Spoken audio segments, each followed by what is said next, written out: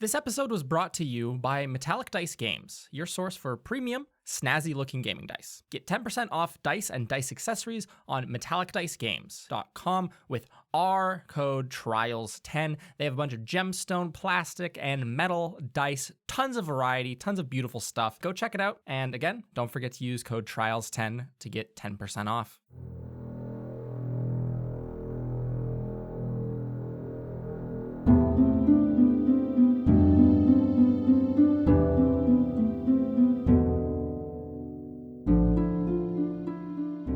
Hello, everybody, and welcome to episode 196 of Trials and Trebuchets. I'm your Dungeon Master, Luke, and joining me are my players. Hello, my name is Ben, and I'm playing the level 10 gnome wizard, Winsler Wallaby, along with his cuddly little companion, Mr. Wiggles. We're just having a nice nap, and that's all. Meow, meow, meow, meow, meow, meow.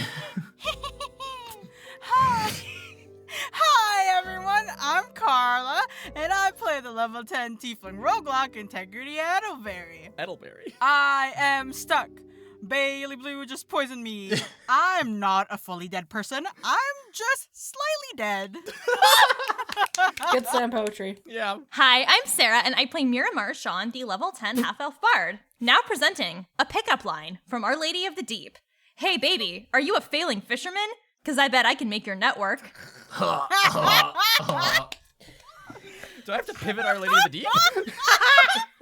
Wow, I can't believe Adele said that. Famous Hi. Adele quote. Hi, I'm Sam, and I play the level 7 human sorcerer, Serenep Cinderman. I know I didn't get the update, but I swear, God, I just gotta, restart the phone. I'll be fine. I'll be part of it soon.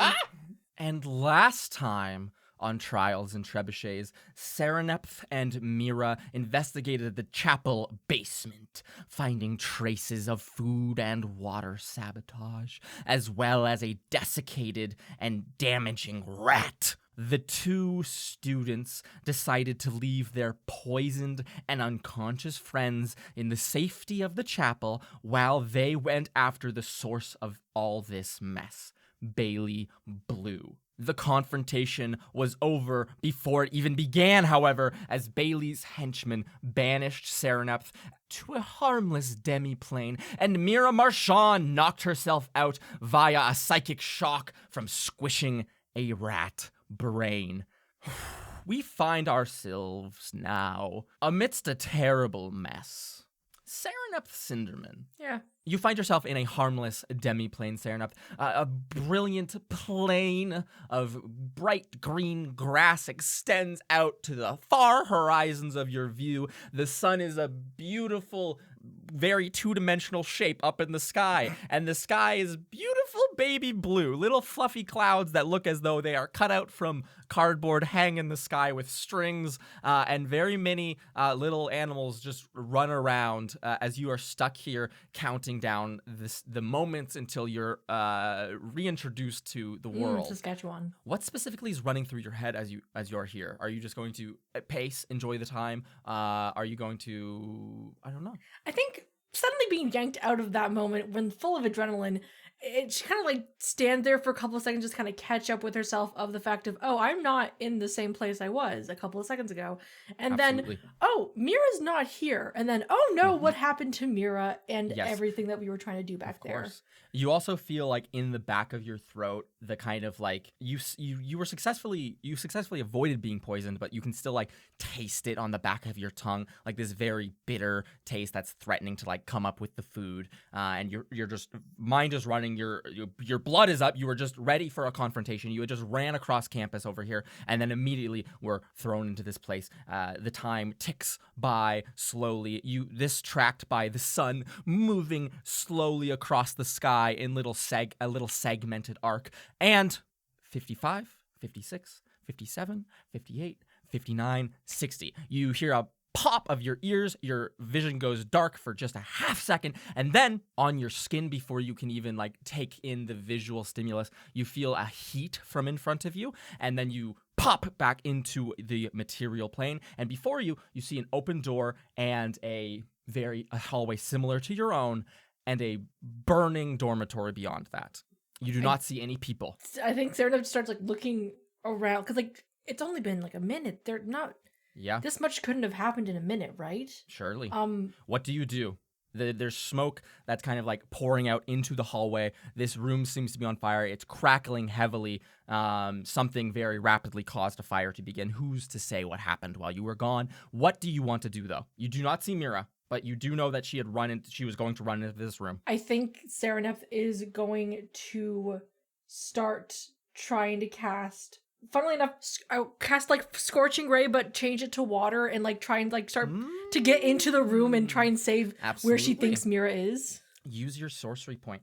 And use your spell slot to raise hands and start blasting out jets of water, putting out some of this fire, although not all of it, I will say. Enough that you can get comfortably into the entryway without putting yourself in harm's way. You now stand at a T intersection. To your right is Bailey's bedroom and general desk area where you had scried him to be. To your left, you see an open kitchen area, similar to what you have, a dining room area. The fireplace in the very far corner, the flames are roaring to life out of it. The walls themselves, the wooden finishings on the walls seem to be burning. The table is burning, the bed is burning, his desk is burning. You see all of his books going up in flame, and there's a window in the dining room that has been like pushed open, broken open, either by the flame or by someone jumping out of it. You're uncertain. What do you want to do? You do not see Mira in here. My hope is that she probably was the one who jumped out the window in this case, and I will follow that path out. Okay. Sereneth, I need you to make a dexterity saving throw with advantage as you run through this room.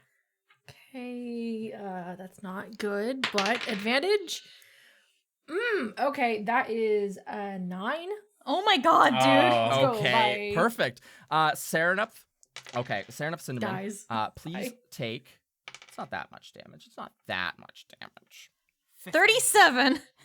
48. 80. It's only 16 fire damage as embers fall on you. A burning timber above falls down and might like impact you on the shoulder, burning you slightly, and you can just jump away from it as carefully as you can. You're running over to this window. You look out the window, and are you going to jump out right away, or are you just going to look out and be like, "Wow, what's going on over there?" I'm not gonna I've already checked in here. She's not there. I'm going out the Of window course, immediately. you're just going out the window. Yep. Perfect. You jump out the window. It's a 20-foot fall. Please also take another 7 bludgeoning damage as you tumble to the ground. As you land on the ground and take a couple breaths after running through that building, you look up to the center of this courtyard where there is a fountain. In the fountain, as if deposited, she's like sitting up with her back to like the main fountain part, in the center, and just her body is deposited in the water. You see Mira Marchand on the actual fountain above her head, written in a very bright blue glowing rune, as if someone carved this in with magic. You can see very big letters that read, "Don't trust Mira Marchand." As you are standing here, you see her. She looks fine. You can see as you walk up to her, or run up to her, as I imagine you would, Sereneth. You see there's a lot of blood pouring out of her nose and out of her ears badly. As you stand here over top of Mira's unconscious body, you can hear tons of people trying to get out of the partially burning building behind you, students flooding into this courtyard, and a bunch of them you do see notice Mira in the fountain and kind of give it a wide berth. People read the message and you hear some people go, "Don't trust Mira Marchand. What's going on?" And they kind of look up to the smoke pouring out of Bailey's window. What do you want to do? I'm going to pick up Mira. Is there a way to fucking get wipe away whatever was written on there? Do you have a spell like Dispel Magic or something? I have Prestidigitation. No. I don't have it. I don't have anything. No. Just make the fountain explode. No. Okay. You could just blast the fountain with the lightning bolt With if you all of wanted these to. people around me, yes, this is the perfect idea. I'm gonna get. There's probably 20, 25 people out here now. It's late at night, in case you forgot that part. Well past sundown, probably about 9 p.m. And there's people out here in their pajamas and slippers and housecoats, the general student stuff, just holding their arms in the chilly spring air. You do hear someone rushing, the sound of footsteps rushing. You see a golem with a green cloak and a green gem in its neck, as well as a 2 or 3 like campus attendants that seem to be rushing towards the building as if to deal with this fire. What do you want to do? You have Mira picked up or slumped over one of your shoulders. Where are you going? My first instinct is getting her to the infirmary. Absolutely. Yeah. You can see her. She's still like bleeding out of her nose badly. You can hear her breaths ragged and short. She generally is just limp in your grasp and pulling her and holding her up, not quite like picking her up onto your back or anything. You can lead her or bring her across campus slowly to the infirmary, this cross-shaped building. There's a set of doors in the front that you can push open with one hand. Inside, you see a ton of empty beds. It seems that no one this year, by the second day of semester, has been harmed in any way. And you see an attendant there, like a light blue-skinned Aasimar with like this blonde hair. If I say they have like curtains for bangs, do you understand what I mean by that? Like little like swoops out to the sides. Yeah. They have like little blue freckles and stuff like that. He's wearing like the typical white healer's robe, and he seems to just be doing like some paperwork, and he'll look up and like see the condition of Mira and see you as well with some burns and stuff, and he'll go, oh, what? Oh, shit. And stand up and kind of like run over to you and help you with Mira, and he'll say, what was happening? Can you tell me what was happening? What's going on? It's only the second day of semester. This shouldn't, why is, what? Oh my goodness, you're burnt. And he'll help you lay Mira down, and he'll run off to like a little like alchemy cupboard, pulling out little reagents and potions and stuff. And he'll say, quick, please tell me what happened, quickly. Okay, first question from just Sam to you, Luke. Yeah. Do the dorms have specific names to them, like to distinct the 2 different dorms or anything like that? There's like the southern one and the northern one. The one that was just on fire was the... That's a great question. That's a great question, Sam. I'm gonna call it the northern dormitory. Okay. But that might be, I might be wrong about that, but nonetheless, you can tell him that. What do you tell him? Like I tell him like, we were just the northern dormitory's on fire, and fire. Yeah, like I don't know how to explain it. Like the fires. There was fires last year, but those were at the end of the semester, the year. Why are they already starting with the fires? I don't think fires have a scheduled time to show up. You can't be sure of that. And he's like mixing together a bunch of reagents. You see him making like this thick kind of like purple paste, and he will walk over to you first, Serenap, and kind of scoop it and rub it onto your wound. It feels soothing. It feels like it cools down your arm and kind of numbs it to the pain as well. And then he'll like put his mortar and pestle down and begin like looking through a couple of other things on like a bench. He looks very unprepared for someone to be hurt, and it seems as though he's trying to look for, as you see him find a small vial of red liquid. He will unstopper it and walk over to you, Mira, open your mouth a little bit and put 1 or 2 little drops in, and then close your mouth, and then just watch for a couple of moments. Mira, you can regain 6 hit points. As this potion goes down the hatch, your eyes blink open. You feel the excruciating pain of your head. You can feel like blood slick on your upper lip and like chin even, and even maybe down in like the sides of your head. Serenap, as you stand over the bed that Mira's in, you can see when she opens her eyes are incredibly bloodshot, just like horrific looking. Like all the little capillaries completely burst. Oh my god, Mira, are you okay? Oh my god. Okay, what's going on? And I'm going to like sit up and get my bearings a little bit. Okay, we're in the infirmary. Yeah. Oh my goodness. Okay, fuck. There was a fire. Are you okay? You don't look like you were hurt in a fire. What? Can you tell me what happened? No, I wasn't hurt in a fire. I was going into the dorm of somebody, and then there was a brain, and then the brain made my head hurt. Is Bailey, is everything dealt with? And I'm going to look at Serenap. When I came, I'm gonna look over to him and be like, could we? The guy looks over to you as if being like, a brain? I'm like, I think she might. Could you please go check on the other students? I'll stay here with her and I'll let you know if anything else. But there are other students there who were with the fire and everything. They should probably also be taken care of. I'll wait here. I'll wait over at the desk and give you some privacy, though. Okay. But I need to stay in the building as the only healer on duty right now. And he'll walk over, and you see him pull out a form as he looks over at the two of you and start filling out paperwork. We see a quick cut of brain ? Under like the cause of injury. I'm gonna cast message on Mira because I think this dude's gonna be listening in on us. Make a wisdom saving throw. Oh fuck. Are you kidding me? Okay, that's a 12. Okay, you cast message, nothing happens. Okay, cool. What do you say to Mira? When I came back, Bailey's room was on fire. I thought you were in there, so I went in. The window was broken. I jumped out. You were in the fountain. There were runes. Don't trust Mira. Okay, cool. I'm going to say back. And I'm going to like sit up and kind of think for a moment. And I'm like, okay. Mira, as you kind of like think and like try to wrap your head around what is happening, you can just hear off in the very, very far reaches of your mind, like the sound as if like it's a similar sound as if you were in a hallway or like in a classroom and people were whispering at like two desks behind you. And you just hear that in the back of your head for a few seconds and then it fades just as quick as you notice it. Okay, perfect. Sorry, I couldn't pick up on your mic which words were actually being whispered. No, you don't. There was no perceivable words, just the sibilant sounds of whispers. Okay, I guess our next step should be can you hear that? Hear what? The whisper. Oh, it's gone now. Did you hear that before? It was like somebody was whispering. No, but your eyes are like really. And like what happened with the brain? Like I squished it. There was a brain on Bailey's desk and I squished it and it was like poking the rat, but I thought it would be okay because it wasn't attached to the rat anymore. I thought maybe breaking it would disrupt something he was doing and it just hurt me, and that's the last thing I remember. And then I heard a voice saying welcome to the network, and I don't really know what that means.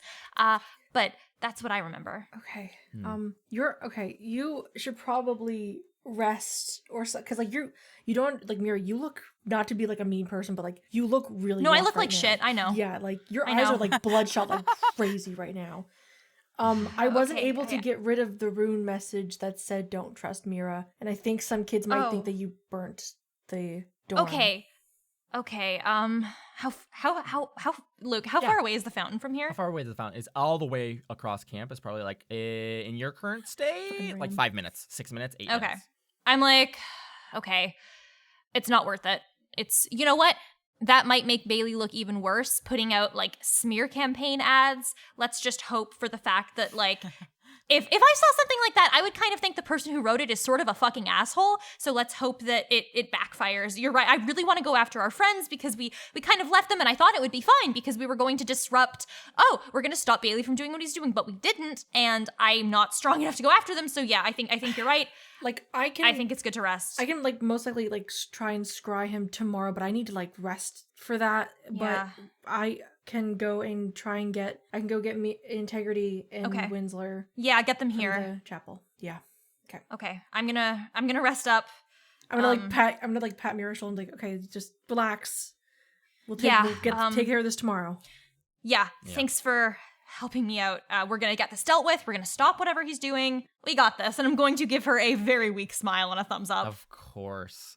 Serenup, with that, you can turn and leave the infirmary. When you do so, this kind of like attendant, this healer guy, will kind of like speak up to you, Mira, the only other person in the room, and say, what a crazy situation you found yourself in, you know? Brains squishing, horrible things happening. You've probably dealt with some weird stuff here, right? Being in the infirmary, so this can't be... This isn't even the tip of the iceberg, no. Absolutely not. I bet. Hey, have you ever seen this guy Bailey Blue come in here? Because he's super, like, he's a weirdo. I bet you'd see some weird stuff with him. Start campaigning, Mira, even down. We'll start Even in her campaigning. condition, she continues. As Mira continues her efforts against Bailey, Yeah. we follow We'll you, have a person with Serenup. goals. Yeah.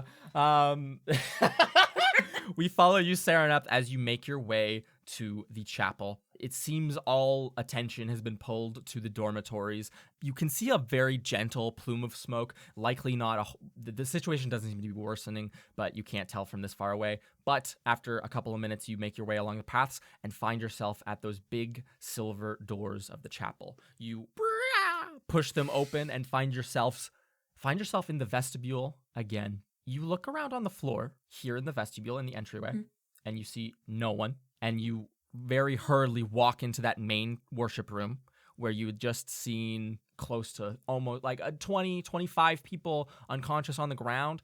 There's not a single person in here anymore. Okay. Shit. And with that, as Sereneth stands looking powerless to help in the chapel, we cut to Winslow Wallaby. You awaken with a start.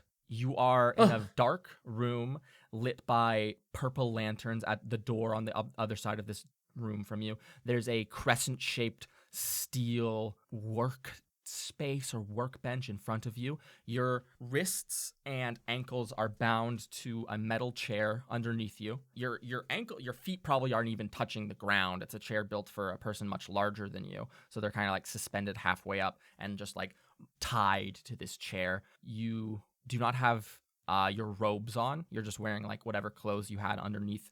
And then you can look to your left and you see slumped her head forward and her making like very loud snoring noises. You can see Integrity Idleberry completely out for the count in a similar state. She doesn't have her robe on.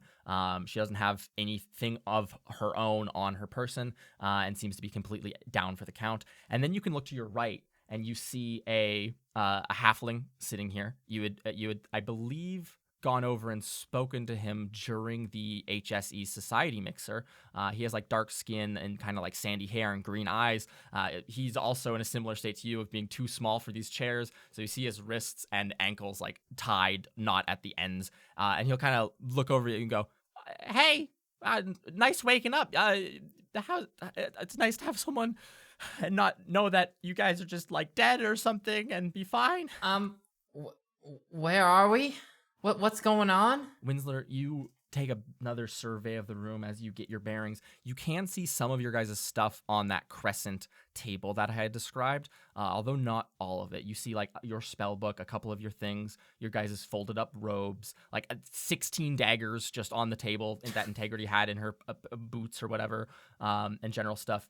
This halfling will, Calwin, you would remember his name, Winsler, will say, I don't. You were out for a real long time. I was only out for like an hour or so, I think. Well, that must be nice. Yeah, I was real lucky. But I guess not that lucky because I there's like these piles of rats in cloaks that are like tied us to the chairs and everything. I don't know where. I have no idea where we are. How many? There was like.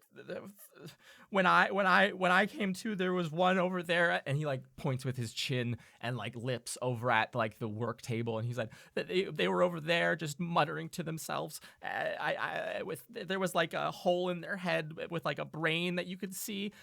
They asked me a couple of questions and asked me how I was finding the network, and I don't know what that means, but I heard a voice when I went unconscious that said, "Welcome to the network."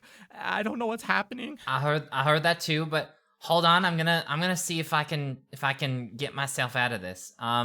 Does it feel like there's any like magical restraint other than the bar or like the iron that is holding us chained up? It feels as though, yeah, your wrists are tied. Your wrists and ankles are tied really, really close. You can't really finagle them by any means. Make an Arcana check for me. Okay, it's pretty good. So that's a non-natural 20. Okay.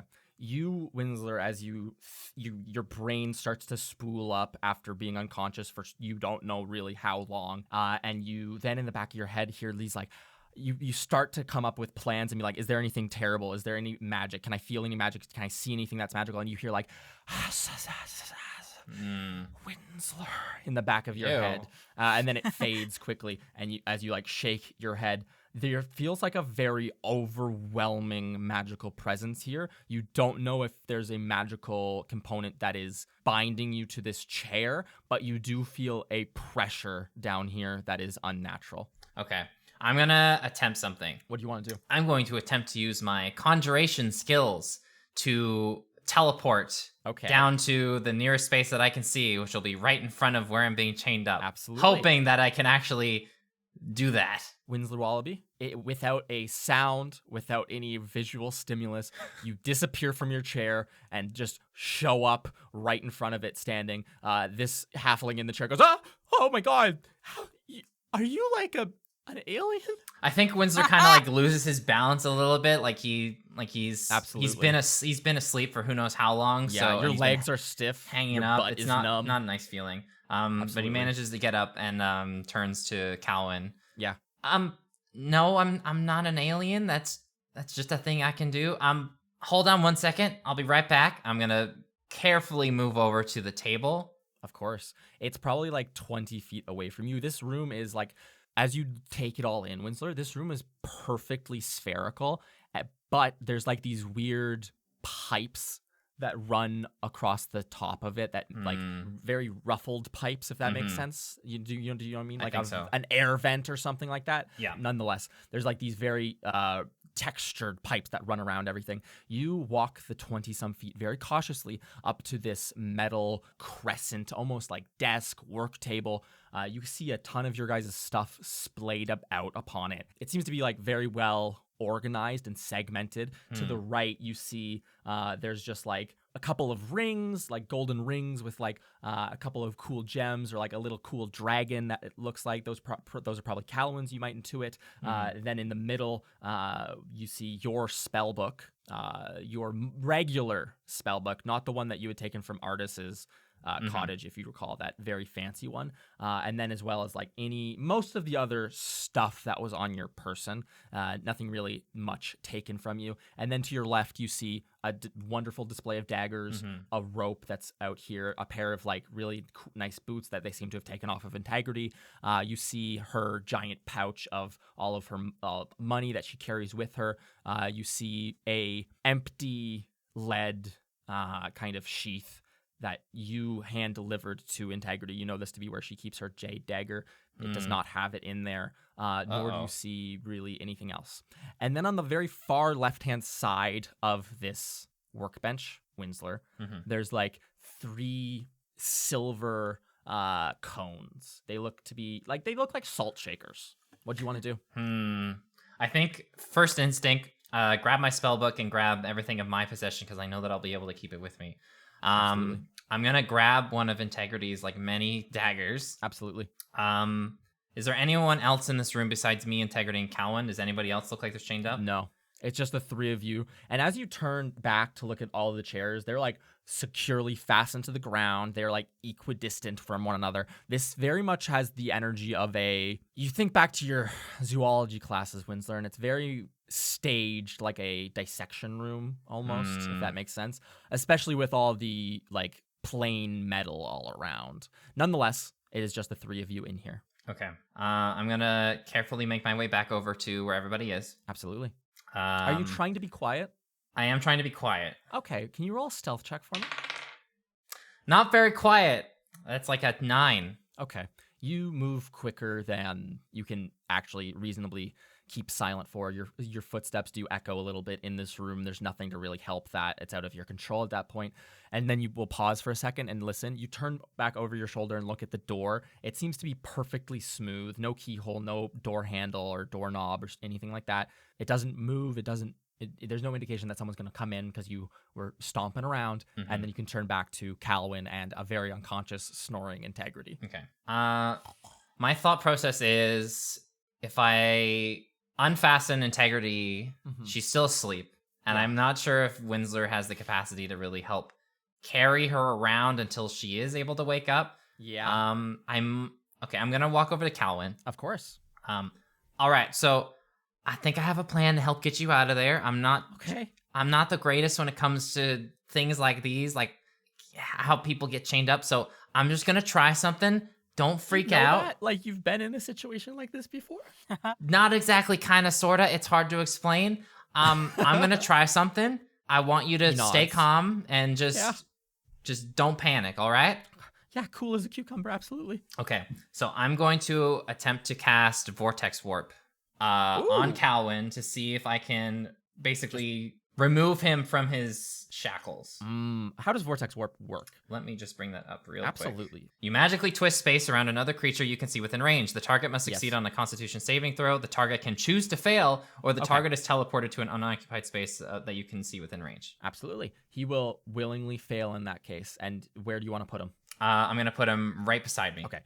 Space bends and you see his body start to like move as if he is turning into a little black hole himself. And he goes, oh no. And then immediately just you hear a pop and then the space collapses and he appears in the space next to you. He falls onto his butt as he was not entirely prepared for that. And he'll like look at his arms and his legs to make sure everything's there. And he goes, oh my God, you're great at this. Are you all right? You're not hurt in any capacity? No, I'm fine. Like other than like the not having food for like I don't know 10 hours or something. That's the food and water.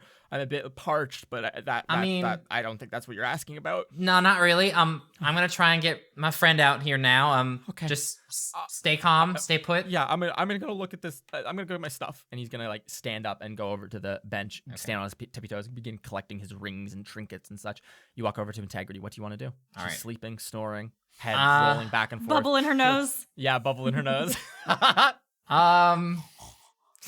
This would be kind of funny if I actually like did something mean. It's kind of like you take a dagger and slit. no, not like that. Like I can't believe Ben did this. like take a marker and draw on her face or something.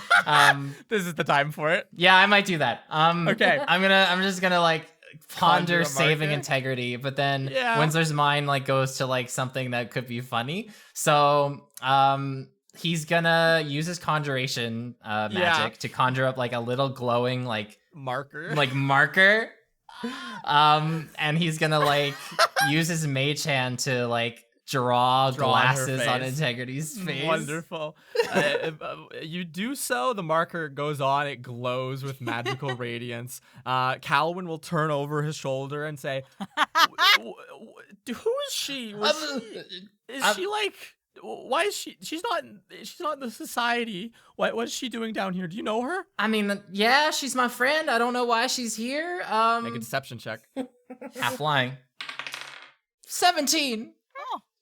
He nods his head and goes, all right. Just terrible coincidence, I guess. And he'll continue putting like rings on his fingers. What do you want to do with Integrity? Do you want to Vortex Warp her as well? Yeah, I'm gonna Vortex Warp after I'm finished Wonderful. scribbling. Totally on her face, of course. Integrity, as you're unconscious, you will fail the saving throw, and you are warped to a unoccupied space and fall on your side. She's snoring heavily. What do you want to do now, Winston? Okay. I don't want to like leave her on the floor. No.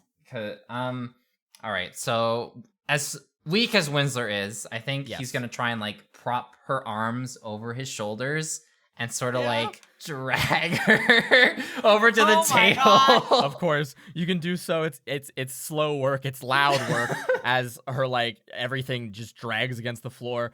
You can lean her up against this metal table. You can see her stuff again. You already took all your stuff. Calvin took his stuff, and then there's like those 3 silver cylinders, the salt shakers. Okay. You don't hear anything from outside at this point, but you do hear in the back of your head. Like just breathing, as if someone's breathing down your neck. I'm getting some sort of a headache. Do you feel that at all? Oh, you mean like the people saying your name? Like I think that's like this room, like someone's like, I don't know, watching us still. Oh, I don't really like it. It kind of hurts. Do you know what they were doing at this table? Really? Were they? He'll kind of walk over to Integrity and like crouch down a little and like take her. Just look at her face, see if she's like okay, I guess. Just trying to like have as much control as he possibly can. She looks at her. She has like magical marker glasses on. And he'll say, when I woke up, there was just that rat man here who was just muttering to himself. He was saying things like, all junk, all of this is junk, like going through our things and everything like that. Stuff's not junk. I know he was like using those, and he points at the cylinders. He's like, I don't know what they're for though.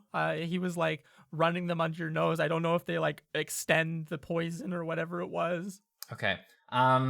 I'm gonna equip Integrity with everything that is hers from the table. Absolutely. It's a little Bunch bit of of a lengthy knives. process. Yeah. And then I want to investigate the cones. Of course, you walk the cones. Is that what they are? Like the salt shakers. Yes, these little cone salt shakers. The You walk over to poison Winsler. dispensers. They're probably about 3 inches tall. Mhm. Just regular, completely smooth cones. There's 3 holes in the top of each of them. Again, like a salt shaker. You could roll, if you wanted to, a nature or arcana check as you peek in there and see some stuff. Okay, I'll do an Arcana one. Okay. That's pretty good. 25. You peek in and like hold it just so you can see it with the light. Again, there's these purple lamps right next to the doors, or right next to the door, just one. And by the light of that, you can see maybe it's a white dust in there, or maybe it is purple, but the purple light, it's uncertain. But there is a purple dust to your approximation that is in there. Taking a sniff of it, it like fills your forehead with just like a moment of clarity. All of those whispers just cut out entirely for like 2 or 3 seconds as like this just like overwhelms your senses. And then you come back in and you can hear like those sibilant sounds in the back of your mind again. Seems pretty interesting. I'm gonna take 2. Of course. I'm gonna take 2 of these. Okay, absolutely. I now want to move over to where that smooth door is. Of course. See if I you can move over. push on it. You walk over to it. It's perfectly smooth on this side. Maybe there's a couple of ridges here and there. You don't even see a pair of hinges, though. You try to push it. You try to slide it. It seems to be, for all intents and purposes at the moment, unmovable. It just acts as if a regular wall made of metal and stone. Do you want to listen at the door? Yeah, I'll put my ear to that Okay. this door wall and see if there's anything. In that case, you could roll for me a investigation check. That's 10. You hear like skitterings here and there. You hear the sound of bubbles going bloop, bloop, bloop, bloop, bloop, bloop, bloop. But other than that, nothing. Those house, Winsler, over here in the back of your head. Hey, Calvin. He like turns. He looks like terrified to be here. And he'll go, what? Well, yeah. I think we should get out of here. I don't think we should stay here any longer than we have to. Is the door open? No, but I can make it open. I just, before we do that, I kind of want your help with carrying my friend. I'm not exactly the strongest, and I feel like with you helping, we can maneuver a lot faster. These 2 tiny guys carrying a giant Carrying Integrity. Yeah. They got her like shoulders and her feet, but the rest of her body just slumps on the ground and drags. Oh my god. So Winsler, you can walk back over here and prepare to kind of like maneuver Integrity. As you do so, you hear like a sliding sound coming from the door, and you see some of the ridges just begin to like move, and like there's a central part that just begins to like rotate, and then it almost like an iris, the door goes and opens, and you are immediately like, it's very bright light coming from beyond the door, just this saffron yellow color, and it's almost like just a glow that illuminates everything. Like you might recoil for a second, not realizing how dark it really was in this room, and then you see a figure, a shadow, a silhouette in the doorway, a short, probably 4 foot tall creature that scuttles in on slithery steps. Behind it, Winsler, you can also see, I'll say this, you are behind this crescent metal desk. You and Calwin are shorter than the desk, and Integrity is slumped over behind it. Do you want to take this moment to hide, or are you just going to confront whoever is coming through this door? Let's hide. Okay, give me a stealth check, please. We're dead. I got a 6. We're dead. This figure you can see wearing a purple robe with a deep hood and white fur trim, a robe you've seen before, Winsler Wallaby, in the archives yesterday. Walks in, and behind him floats in it would look like a large crystal vat of this bright, glowing water, the same stuff that you see on the other side. It seems that there's a floating basin that enters in beside this cranium rat scholar. As he pulls back his hood and the light in this room, bright yellow and purple mixing, you can very clearly see Winsler as you peek above the metal counter, a single eye over the top. You see this cranium rat scholar with like a little scar going down over his little eye. Again, these cloaks wrap very, very like tightly around the single rat head that is at the top and are just very large and baggy. You see this rat scholar gesture the vat of glowing liquid. It's floating as if like levitating with magic, and he waves it over into the room, and then just as quickly as he opened the door, will turn and close the door, and then will say, not even turning his back, he will say, "I know that you have freed yourselves from your bindings, my most gracious guests. Reveal yourselves to me." I think it's very rude that you treat your guests in the way that you do by keeping us chained up. So I'd kindly like for an explanation as to what the heck is going on here. By all means. Well, that was really Winsler. easy. You see Winsler, a familiar face. One of the rats from the It's archives you! the other day. You might recognize this as Yes. Trenthus. Trenthus! He now has a very characteristic scar down one eye, though, to signify so that you fought him edgy. before. And he will say, "There's nothing I can do to put you back in your bindings now that you've woken up, but you're free to have a seat while we speak." Other chairs anywhere? Yeah, there's the chairs you were tied to. I don't want to sit in those chairs. Why not? Can I sit on the desk? floor. It would be impolite to sit on the desk. I'm gonna sit on the desk. You pull yourself up onto the desk. Calvin looks at you and goes, "Are you really pushing his buttons?" Trenthus will shake his little ratty head and will say, "Nonsense. Is your other friend awake yet? I don't know. Wouldn't you like to know? I would love to know. We have questions for her." He will walk over, Winsler, towards you. Not towards you, towards the desk at large. He grabs one of these cylinders, the one that you left. He'll look at it and say, "Oh, you have your filthy little mitts on all our things, haven't you? Stealing our things? You I just barely mean- woke up." That's really funny of you to say that, considering all our stuff was on this desk. He stops for a second and thinks, and he lowers the little cylinder and looks at you, Winsler, with little, like, closed eyes, and he'll say, "Your wisdom shows its face. I'm so glad for you to be part of our network down here. Such a wonderful brain to be added to the think tank." And he'll walk over to Integrity, where she is, and, like, undo the lid on one of this cylinder in his hand and like run it under her nose. 6, 7, 8, 9, and he'll say, "She's really out. Is she dead?" And then at that moment, Integrity, you feel consciousness regained in your forehead first, and then you can like you hear these whisperings in the back of your head, and you open your eyes, and right in front of you see a rat waving a little vial underneath your nose. And as soon as you open your eyes, he like jolts backwards, like little rats underneath his robe slithering backwards, not taking real steps. And he'll go, "Very well, you're awake now, are you?" And he'll kind of lean forwards and say, "Can you hear me?" Mom! Calvin's like, "Yeah, that's what I said too." Integrity, you're like lying on the floor here.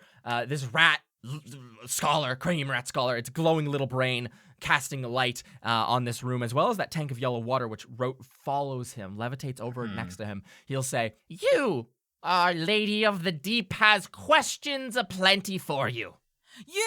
I thought we defeated you. "I fleed into the mountain itself to live another day, but you, I know, meant this rat slayer, are a foul creature. Our Lady of the Deep has need of you yet, but if not for her needs..." And he starts to stutter and kind of stammer a bit here, as if he didn't prepare this part of his speech. We, the rat scholars, would see your head in a jar." That doesn't sound very nice, but why would you want our brains in a jar? The preservation of it all, you know? It's a trophy to see that we have conquered Menthis Ratslayer. You killed the greatest sage of our age. All right. I gained his title, but I have not his brain, small and rotund, juicy. I mean, the But- Rat Slayer herself is right in this room. We could finish the job. Nonsense. I You are part of the can't. network now. We are past the time for violence against one another. I wish to commit violence. Do you wish to commit violence? I wish to commit violence. Oh, Get a goodness. broom, smack it. Integrity, you're here, please. Wait. Yes.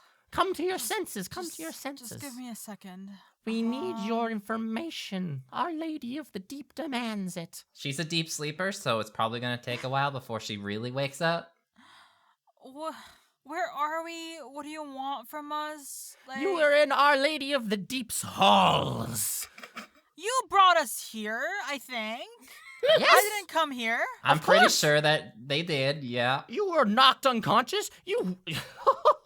So why do you make it sound like I owe you anything? You're part of the network now. Okay, Anne. And you are. What does that mean? Your brain is connected to Our Lady of the Deep, as is mine, as is all of my body's brains, as are all of the other rat scholars, as are all of the other Hedrick Society of Excellence. Okay. Okay. We are a think tank together, offering up our wisdom to Our Lady of the Deep. And you, Mentis Ratslayer, she has questions for you. And he will go like the come here motion towards that little vat of glowing yellow water. It rotates around this metal workbench Integrity and kind of presents itself right in front of you, and it's glowing brilliantly.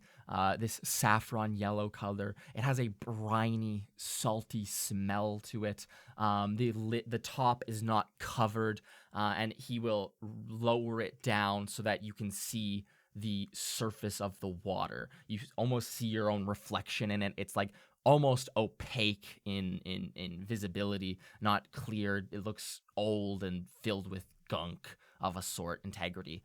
Answer Our Lady of the Deep's questions, and you might see yourself live more days. Where's Lady of the Deep?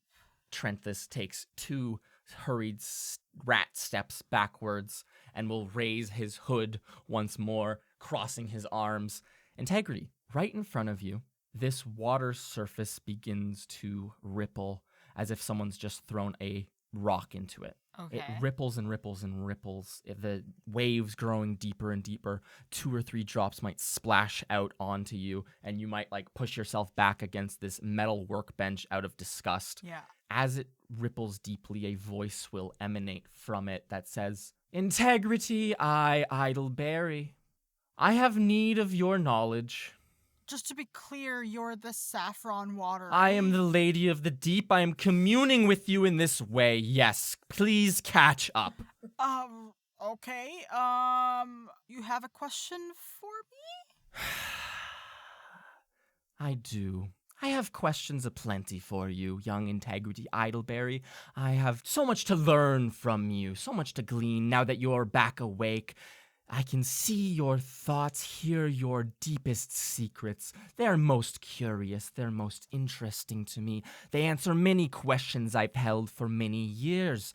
You see, this is a window of opportunity, a chance to pounce where the guardians of this foul school are gone, but you, some brave fool who ventured deep under the school, lingers all the same. You've brought down to my deep halls a great gift for me, an orb of blue, perfect surface, an old magical artifact. Oh, what a gift you've given me, and I see in your mind even now you have others stored away. While this is happening, Integrity's like sort of holding her head together. Mm-hmm. Like as if trying to keep the secrets from spilling out. Yes. Just screaming song lyrics in your head to like cover up any thought. Cover them up. Yeah. Integrity, the voice will say, Our Lady of the Deep will ripple in this water and say to you, Integrity, Isla Idleberry, daughter of loving Desmond and Amoret.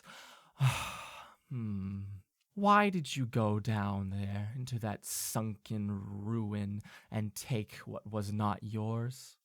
Well, when we went there, I thought it was just for free. I didn't really think that it was anything important. No way of knowing what lurked down there, of course. It has evaded me for some time, some years, centuries now. It refuses to speak to me. I assume it to be because it knows me a greater power than it, but it communes with you. The progenitor, that's what you call it? I see its face even now. Dreams you've had over the last year.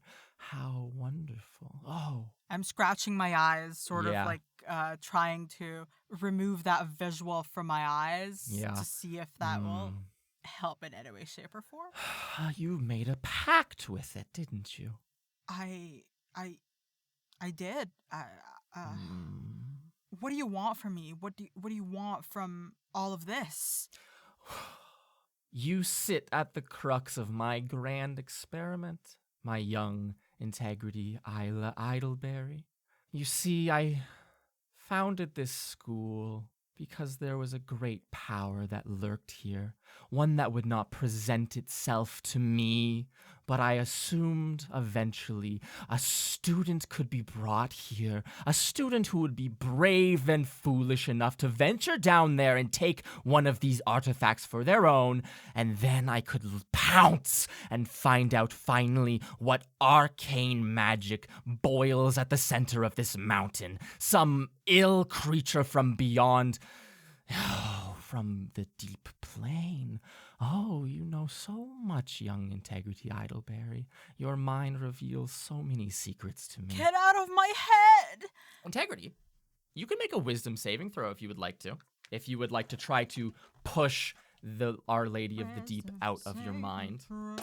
That is an 18. 18. Probably nothing. Well, integrity Idleberry, an 18 is exactly what you needed. Oh. However, I do need you to take some damage. Only 13 psychic damage as you feel this link, this psychic link to this water, to this network sever in your mind. You force this incursion out of here, some foul, almost alien presence within your own mind, those whispers pulling at the back of your brain. It's forced out and you begin to bleed from your nose as you shake your head as a psychic ripple lances across you. Our Lady of the Deep rippling in this pool will say, "Oh, too wise for my own powers. You've escaped my grasp. Whatever shall I do?" Winsler? Yeah.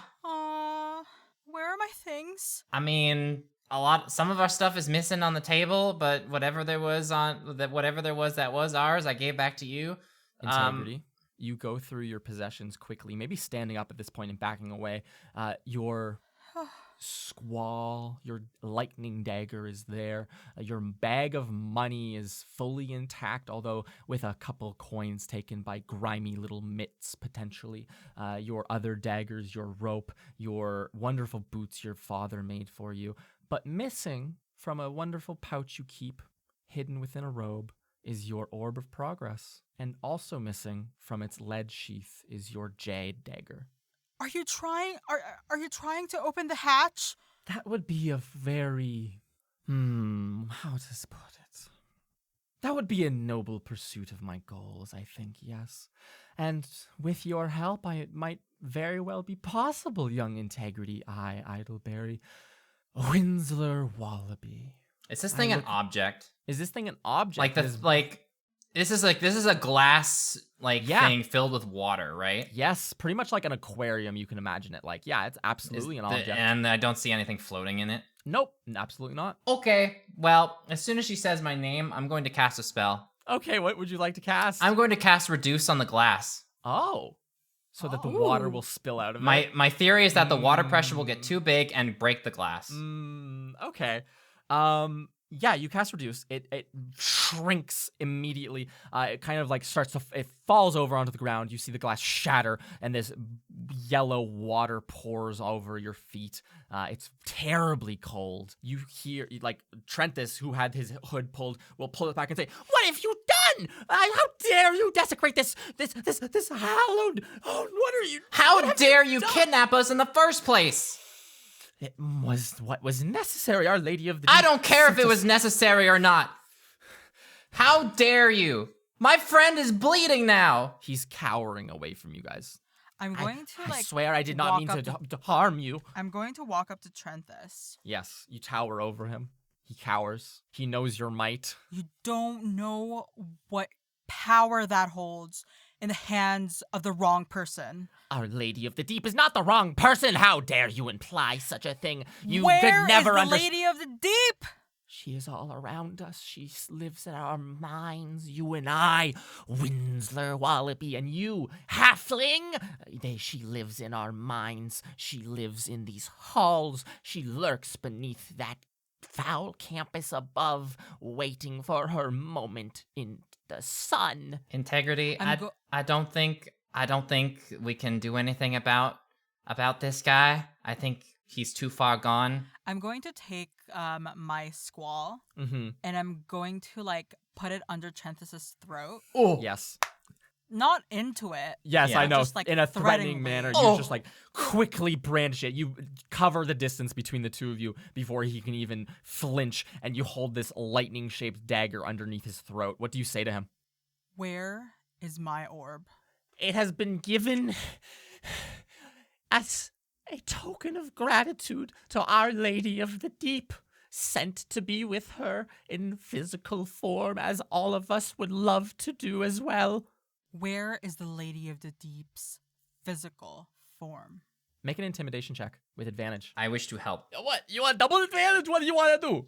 I don't Full know. advantage roll, let's go. I just want Windsor to hold like a glass shard like a shank. Hell yeah. Okay. With advantage, Yeah. I got like a nat 20. Oh! Intimidate this fucking rat again. Okay, so that's just 22. A 22, though. Damn. He will he will carefully raise his hand, making sure to not be threatening, and he will make a sweeping motion with his little rat at the end of his arm, and the door you see spin and open like an iris once more. You see that glowing yellow light from outside, and he will say, "Go and look upon her with your own two eyes." I turn around and face like the source of this light.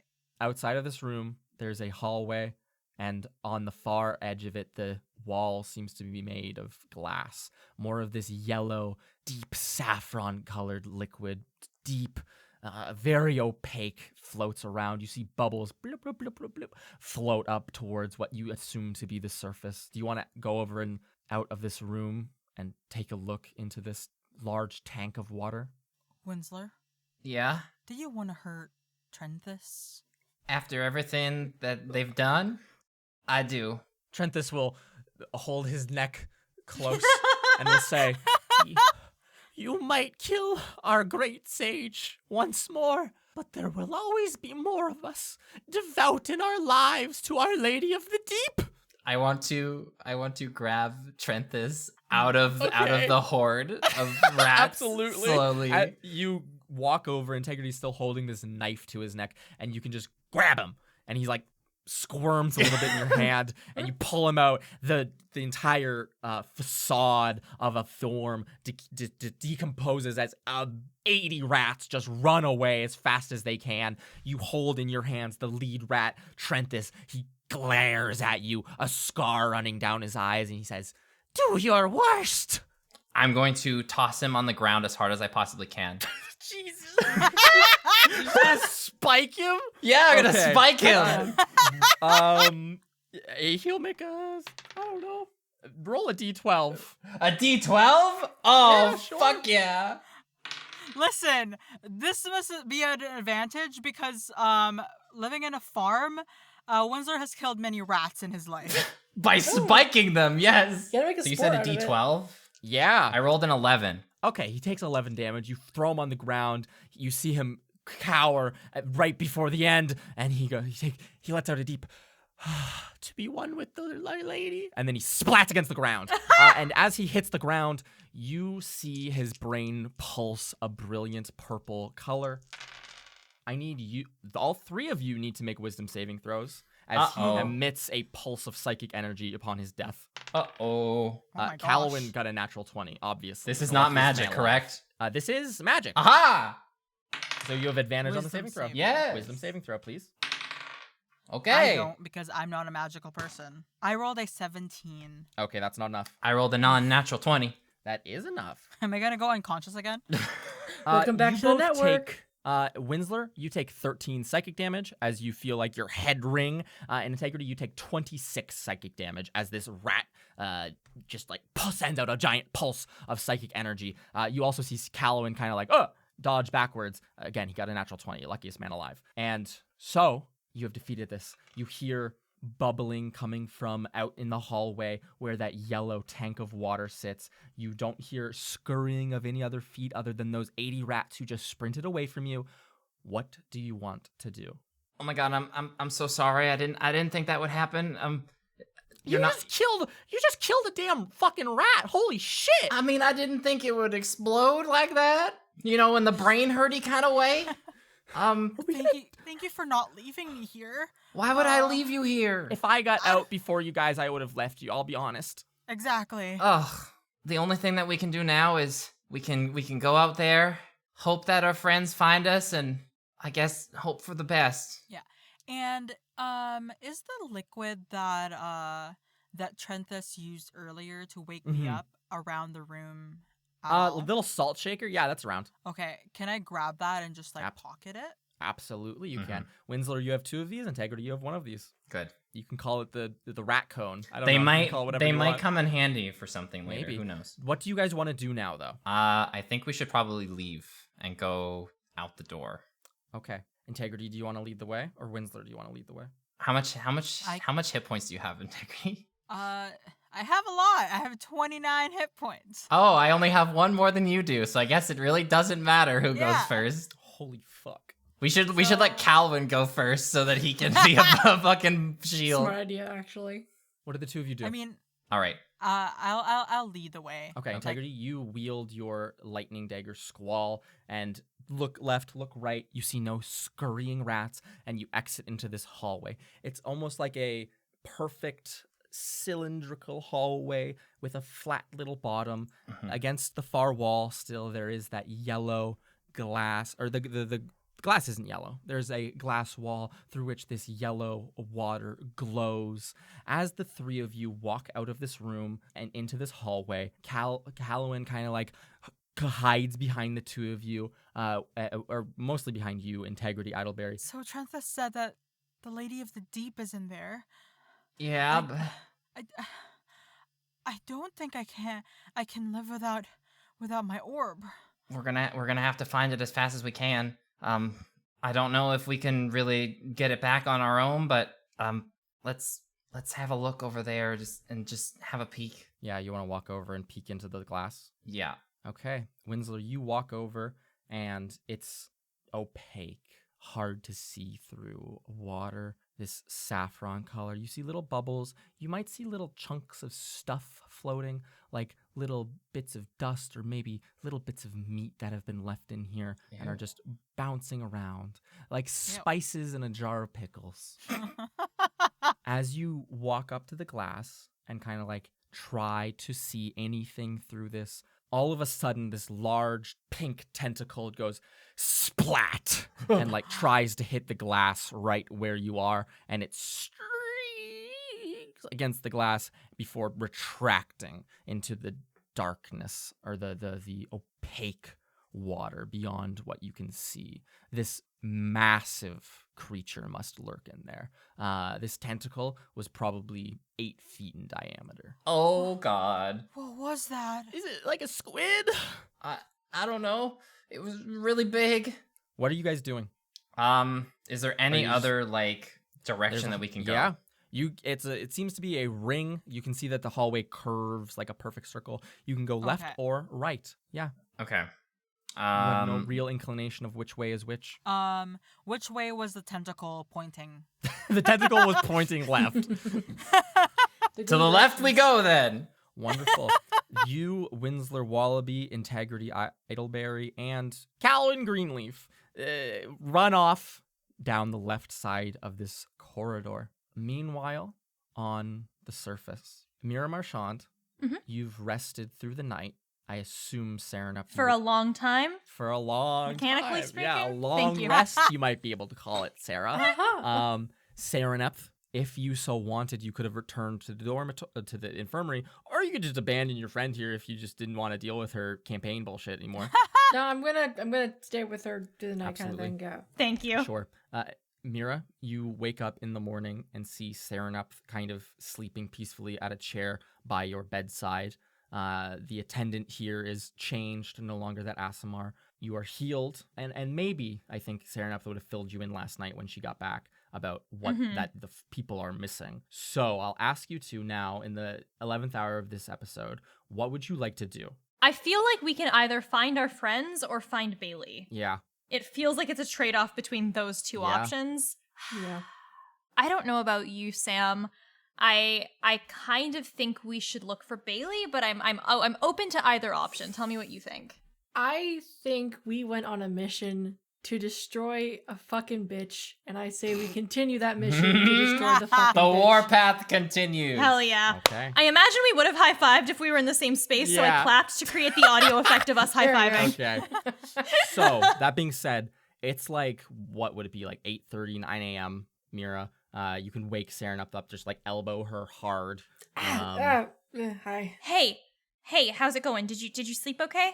Yeah, these chairs are actually surprisingly comfy, I will say. Yeah, we spent a lot of time in here. I feel like, you have to find the comforts where you can. Oh, yeah. Okay. So our friends still aren't. Haven't I mean, turned up. I haven't checked it since last night, but I don't think they would just reappear there. Yeah, I think you're right. But I think listen, Bailey is the source of our problems. I think if we get rid of him, or not get rid of him, that makes it sound like we're gonna kill him. I make a But gesture if we to deal Sitamir with like, him, we're thinking the same thing. you I know know. what I mean. And I kind I of know wink what at you mean. Serenep, and I'm like, if we deal with him in the sense of making sure he cannot do harm, I'm sure we can help our friends. Are you down? 100%. And high five. I think Mira is going to like sit up in this Mhm. infirmary bed and cast a good little locate creature. Okay. You cast Locate Creature. Could you tell me what school of magic that is? Yeah, I think it's divination. Let me check. Yep, divination. You cast this spell, Mira. Strum your lyre. There's two options here. Ooh. Okay. Bailey has walked off this mortal coil, or is somehow out of the range of your spell, as you do not get a ping back from Okay. Bailey Blue when you do try to cast this spell. All right, absolutely. Okay, well, the good news is he might be dead. The bad news is he probably isn't. Because I can't find him. Okay, how long has it been since I last used Scry? It's the dawn, the new day. You can use it again if you would like. I say the first thing we do is we grab some food from the dining hall. We find Okay. like a more private place and I look over to the attendant who's Yeah. like, They're writing. Just heard us Yep. joking about Bailey dying. This kid dying. Yeah, they're absolutely writing a note. What? do mental health checkup on Mira Marshall and Serenep Cinderman. Yeah. Like Find a more private location. private location, I need to get my energy up. We should grab food or something like that. Yeah, I wasn't really thinking about it, but I am pretty hungry. And then, do you think you can use that amulet of yours? And if that doesn't work, we'll go into the undercampus and fucking figure it out. Absolutely. Okay. As they head off, I think Mira would want to take the long way to see if that fountain message is still up. Of course. You think that in your mind, in your little back of your head, Mira, it goes right in there with the little whispers. You think, damn, I wonder if that message is up. And then a whisper goes, maybe it isn't. And like you hear this, it's just unsettling. But as you Interesting. walk to the front doors of this infirmary and push them open, standing there in your path is a familiar face. She's an older woman, gray hair, a kind face, red robe of a professor. You see standing there is Professor Doss, the head of the conjuration department.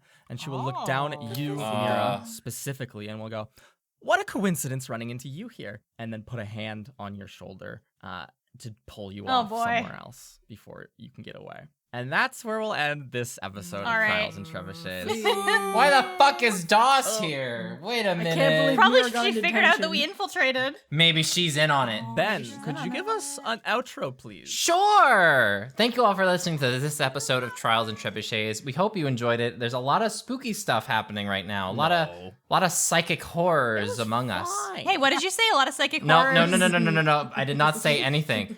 If you did enjoy this episode, please leave a review and rating on our Apple Podcast page or wherever you get your podcasts. We don't do advertising for the show, so we love hearing back from everybody, and how we basically increase our community is by sharing it, is by you all sharing it around among your friends, telling your friends and family about it. You know, it's great.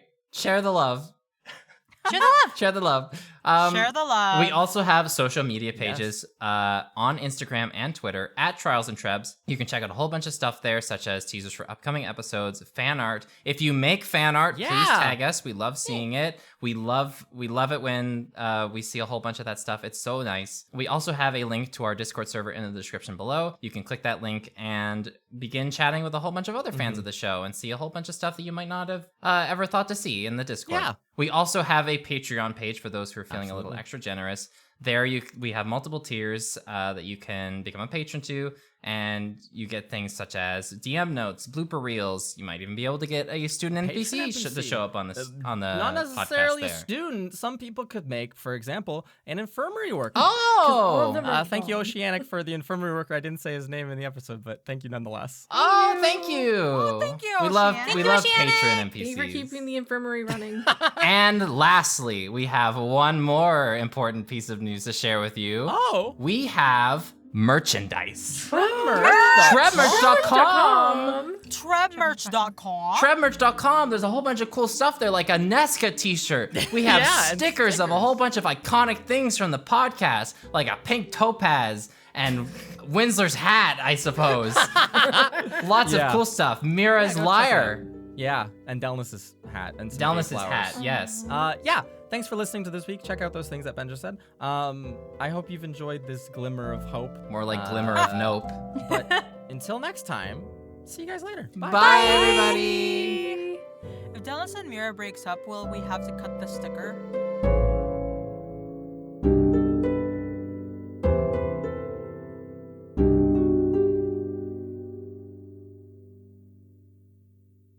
Hello, everybody, and welcome to the end of the episode and the beginning of a new month, November. I'm here at the end of the episode to tell you of all the new patrons who have joined us in the past month. First and foremost, I would like to say thank you to Tycho Mochan. Thank you so much for becoming our patron. Not our Patreon. You're not the whole thing. You're just one component who makes the world go round. Second, Harvey. Thank you, Harvey. You are a great help, and I appreciate you being our patron. And finally, for the month of October, not Lazari. Thank you so much for becoming our patron, and thank you for the great questions in our Q&A. To any patrons, new or old, I just want to extend my thanks to you. You let us do wonderful things. You make C&C as a show possible. You help people pay bills, and you help us keep the podcast running stress-free on the back end. So for that, I say thank you so much, and I hope that you enjoy the episodes that are about to follow. And I hope you enjoyed the one you just listened to, too. It was a fun one.